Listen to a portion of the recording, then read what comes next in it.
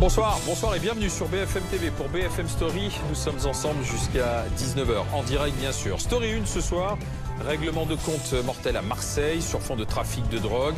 Vous suivrez la conférence de presse de la procureure tout à l'heure à 18 h. Et le maire de Marseille, Benoît Payan, sera en direct avec nous à 18 h 30.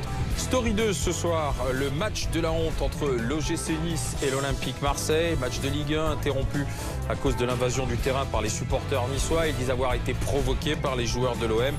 Quelles sanctions sont envisagées contre les clubs? Quelle est la part de responsabilité? Une enquête est ouverte.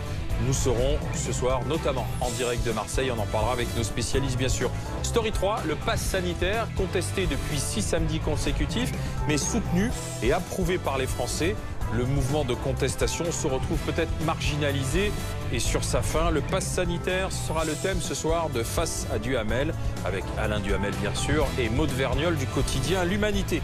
Et puis Story 4, ce soir la perspective de l'élection présidentielle, une candidature potentielle, celle du polémiste, journaliste, écrivain Éric Zemmour. Ça se précise, dans tous les cas la logistique se met en place autour d'Éric Zemmour. Dernières indiscrétions avec Benjamin Duhamel du service politique de BFM TV.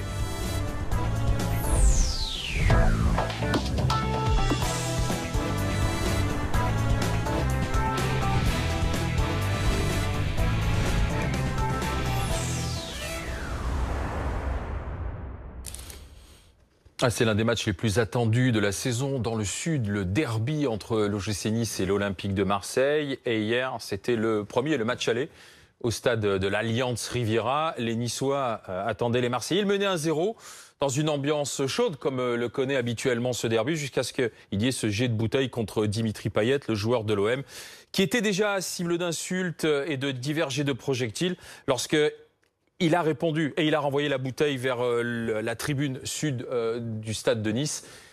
S'en est suivi l'envahissement du terrain, des insultes, une bagarre. Le match a été interrompu et il n'a jamais repris. Les joueurs niçois, la direction du club était prête à reprendre.